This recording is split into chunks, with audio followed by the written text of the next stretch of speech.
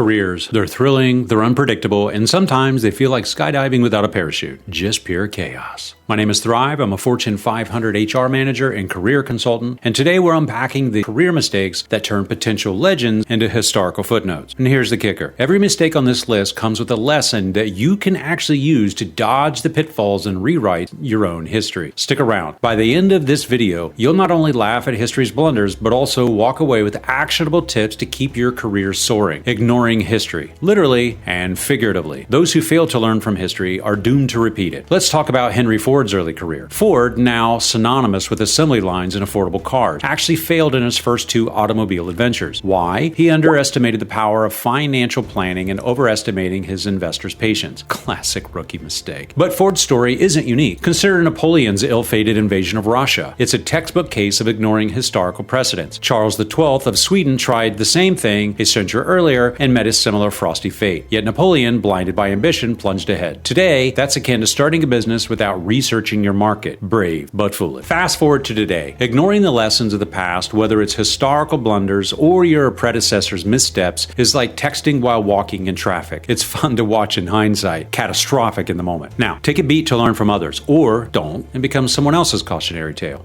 Your choice. Networking like a medieval feudal lord. Networking. Some treat it like a Renaissance ball where alliances are forged over wine and whispered secrets. Others approach it like Genghis Khan. Conquer everything, talk to no one. Spoiler, neither really works. A great example? Nikola Tesla and Thomas Edison. Tesla had a brilliant idea, but Edison had the connections and ruthlessness to use them. Edison's name is still on the marquee, while Tesla's legacy went through a century-long PR crisis before becoming the poster child for electric cars. Yeah.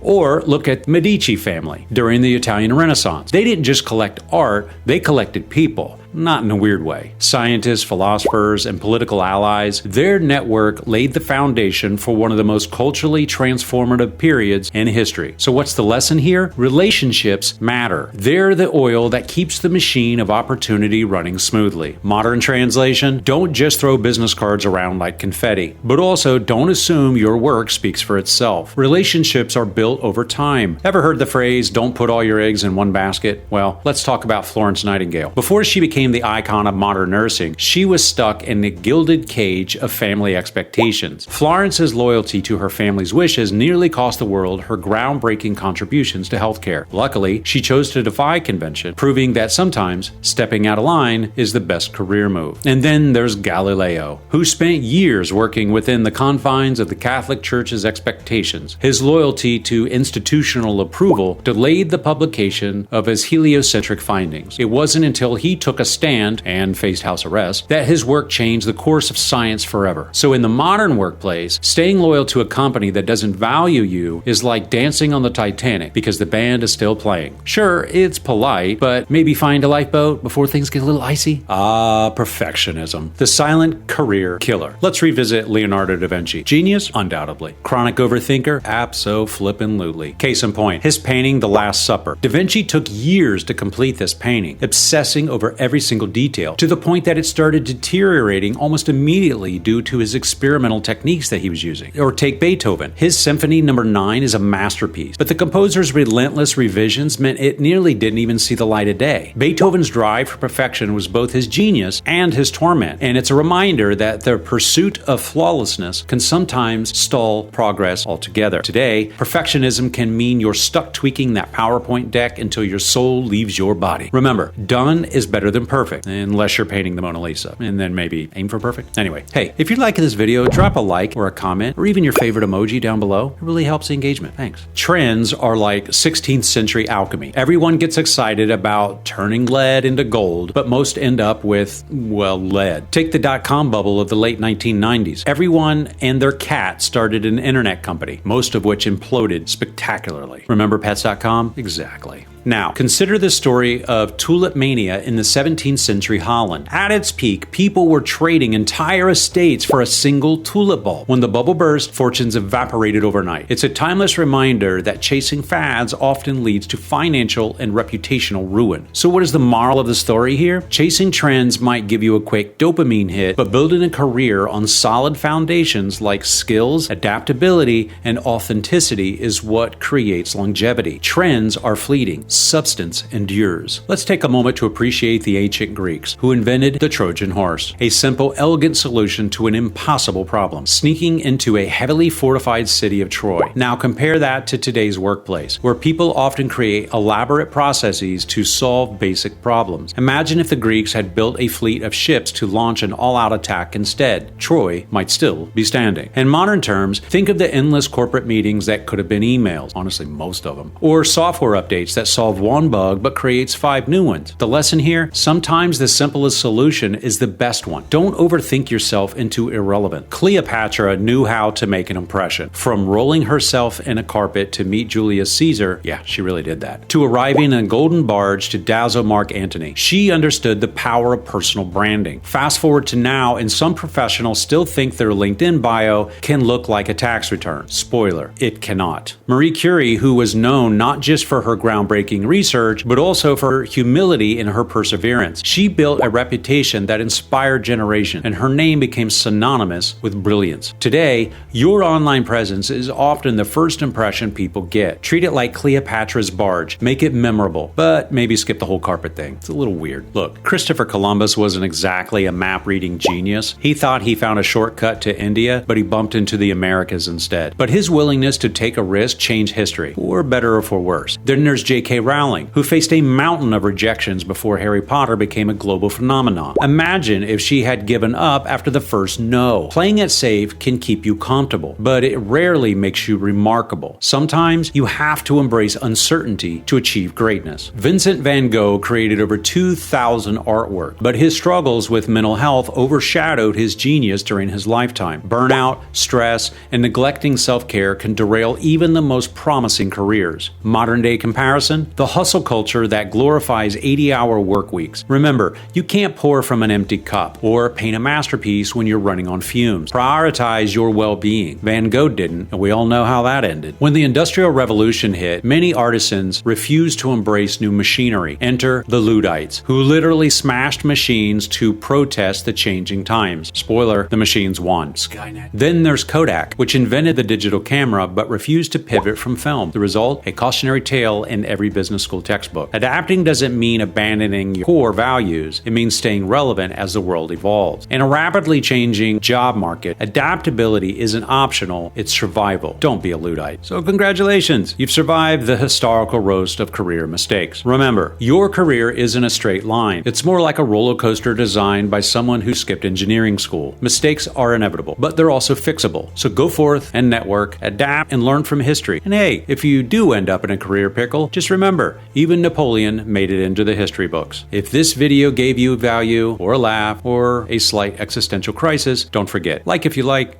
sub if you sub, share if you share. I'm Thrive. Bye.